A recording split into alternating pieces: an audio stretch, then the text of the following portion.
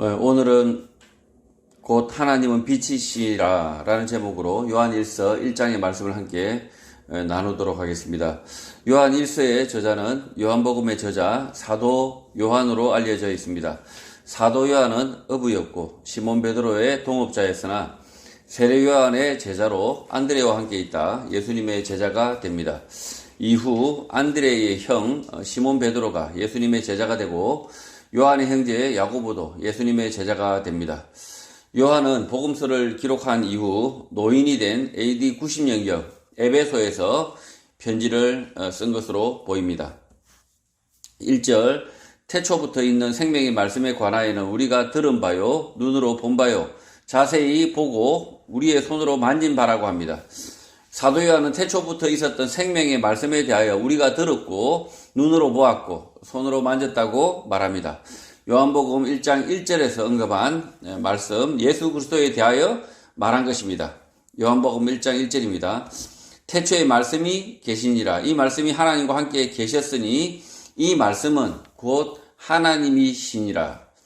사도 요한은 예수 그리스도께서 생명의 말씀이셨는데 그가 곧 하나님이셨다라고 말했던 것입니다. 사도 요한은 예수님께서 하나님의 아들이시고 곧 생명의 말씀이라는 사실을 60년이 훌쩍 지나 다시 강조를 하고 있는 것입니다.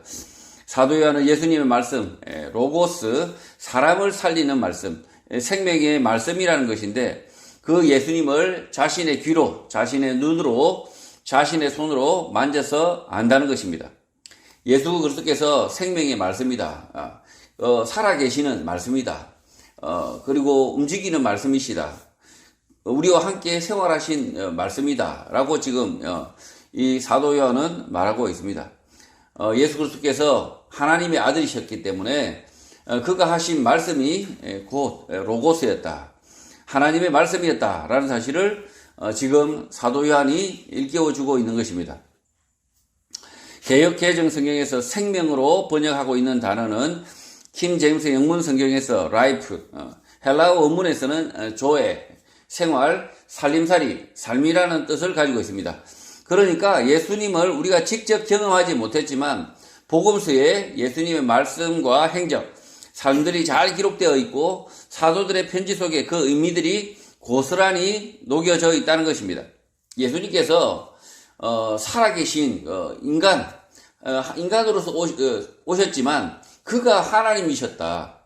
그가 말씀이셨다. 그가 삶이었다라고 이렇게 말하고 있습니다. 예수님께서 살아계신 그 길이 곧 삶이고 생명의 길이라는 것입니다.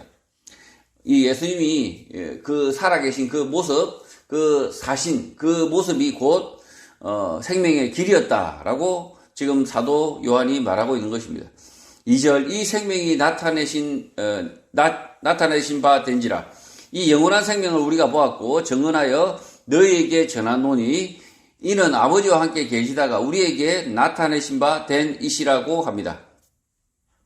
하나님께서 예수 그리스도 생명, 삶을 나타내셨기 때문에 이 삶, 생명을 우리가 보았고 생명체죠. 이 예수 그리스도께서 이 삶, 인생 자체가 인생으로서 하나님께서 오셨다. 하나님께서 이 인생을 가르치시기 위해서 인생으로서 예수 그리스도께서 이 땅에 오셨다. 생명으로 오셨다. 삶으로 오셨다. 삶으로 보여주셨다는 거죠. 우리가 보았고 그래서 우리는 증인이 되어서 너희들에게 영원한 생명을 보여주고 있다는 것입니다. 예수 그리스도 영원한 생명은 하나님과 함께 계셨었는데 우리들에게 계시되었다. 나타내신 바 되었다는 것입니다. 예수 그리스도의 삶을 따르는 것이 곧 생명의 길이다라는 것입니다. 예전에 구약에 계시는 하나님이 그 선지자들을 통해서 계시로서 보여줬지만 예수 그리스도께서 오심으로써 신약에는 삶으로서 예수 그리스도께서 삶으로서 보여주셨다. 계시가 아주 띄엄띄엄 보여주신 것이 아니라 아주 긴 예수 그리스도의 삶으로서 우리에게 계시를 하셨다는 거죠.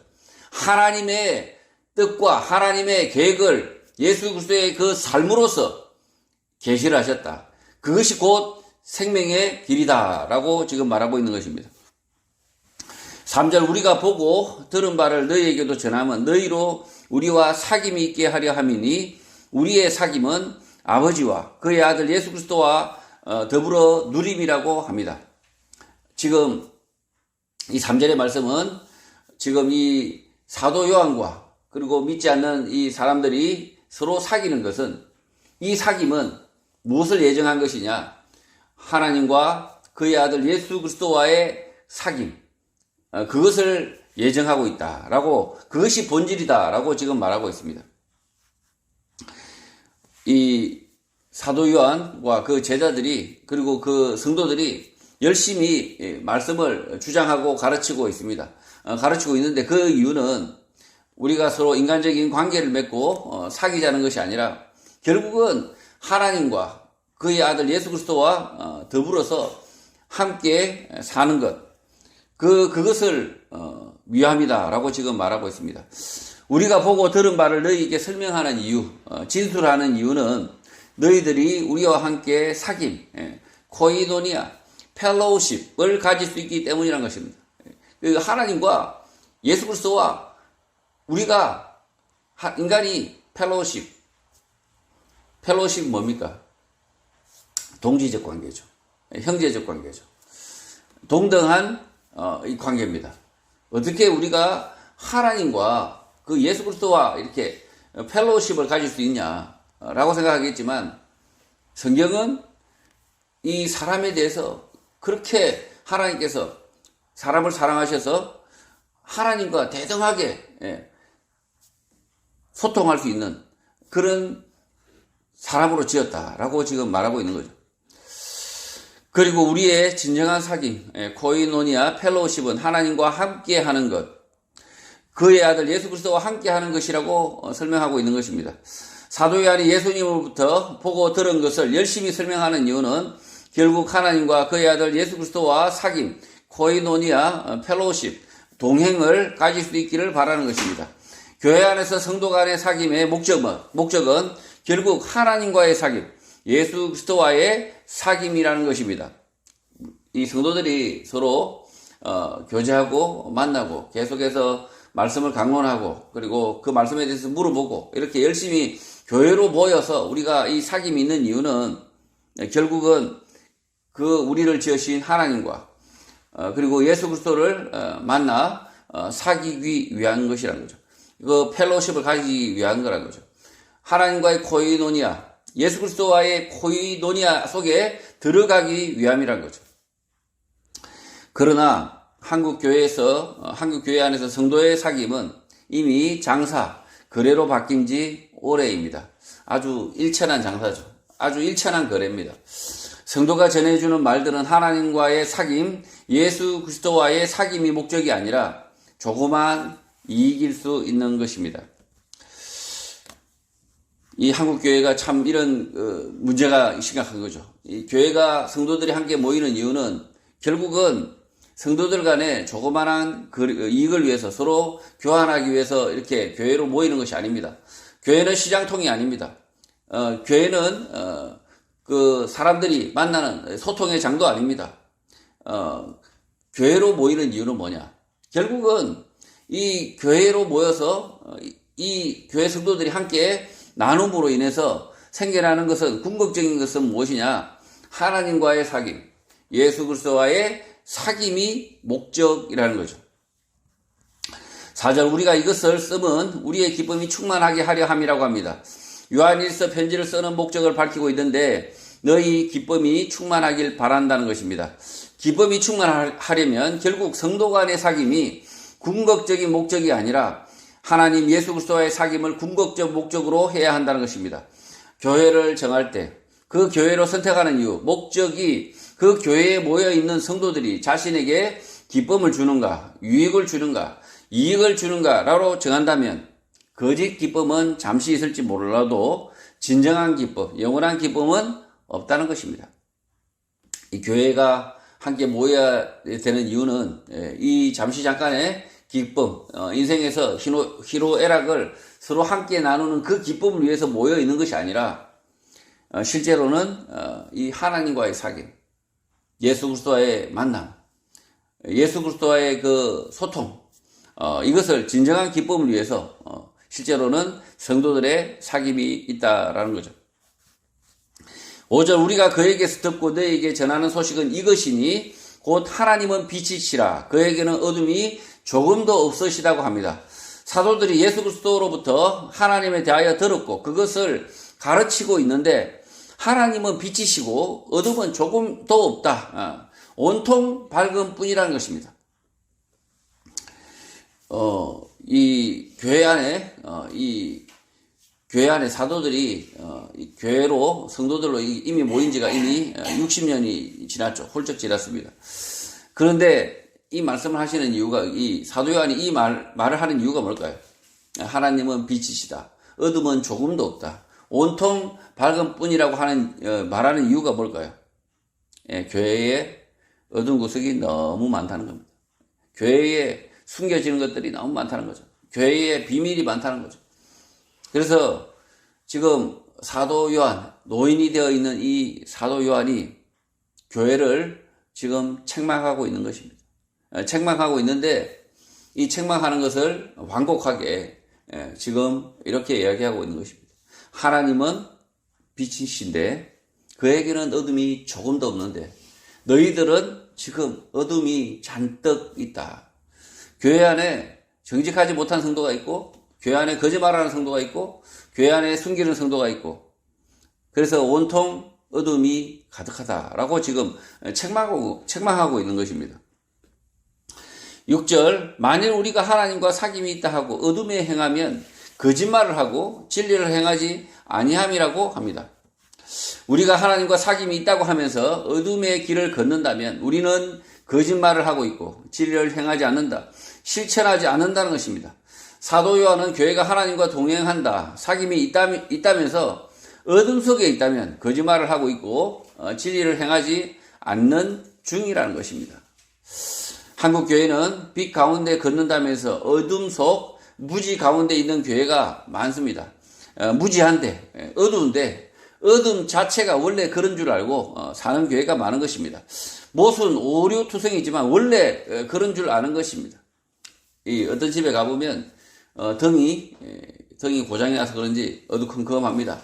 밝질 않습니다. 밝질 않은데도 마치 거기에 사는 사람들은 그 어둠에 익숙해져서 어두컴컴하게 그냥 잘 삽니다. 잘 삽니다. 교회가 지금 그렇다는 거죠. 이 교회가 어두컴컴해졌는데도 사실은 오랜 시간이 지나면서 그 교회가 어두컴컴한데도 아주 그냥 무지한데도 모순이 막 발생하고 있는데도 불구하고 원래 그런 줄 알고 있는데 사도 요한은 이렇게 얘기합니다. 그렇지 않다는 거죠. 교회가 어두운 구석이나 그 다음에 모르는 구석이나 오류가 많은 그것이 교회가 아니라고 이야기합니다. 사람들, 죄인들이 모이니까 원래 그런 것이다. 천만에요. 교회는 죄인들이 모이지만 그러나 하나님의 말씀, 빛 가운데 있기 때문에 그 교회가 모순을 그대로 방치하는 교회, 오류를 그대로 방치하는 교회, 그런 교회는 하나님의 교회가 아니라는 거죠. 그 죄인들이 모였지만 그러나 그 교회에는 분명한 하나님의 말씀, 예수 그리스도의 말씀이 있기 때문에 빛이 있기 때문에 조금의 어둠도 없어야 정상이라는 거죠. 7절 그가 빛 가운데 계신 것 같이 우리도 빛 가운데 행하면 우리가 서로 사귐이 있고 그 아들 예수의 피가 우리를 모든 죄에서 깨끗하게 하실 것이라고 합니다. 만일 우리가 빛 가운데 걸어간다면 하나님은 빛 가운데 계시기 때문에 우리가 서로 사귐, 펠로우십, 동료애를 서로 가지게 되고 예수 그리스도 그의 아들의 피로서 모든 죄로부터 우리를 깨끗하게 하신다는 것입니다. 반대로 교회가 빛 가운데 있지 않다면 성도 간의 사귐, 펠로우십, 동료애는 절대 없을 것이고 이 성도 간의 죄의 문제는 해결되지 않고 곪든다는 것입니다. 끊임없이 생겨난다는 것입니다. 이 교회 안에 여러 가지 문제가 생겨나고 그 다음에 죄들이 생겨나는데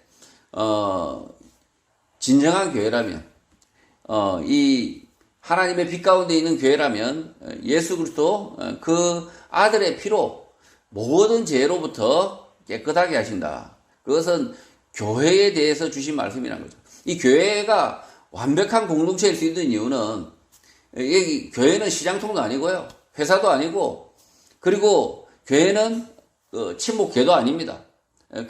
그래서 이 교회가 완벽하게, 깨끗하게, 순결하게 이 땅에 순결한 그리스도의 신부로서 이렇게 남을 수 있는 이유는 예수 그리스도의 말씀으로 그의 아들의 피로서 모든 죄, 모순, 무지, 거짓으로부터 깨끗하게 하신다라고 지금 사도 요한이 말하고 있는 것입니다.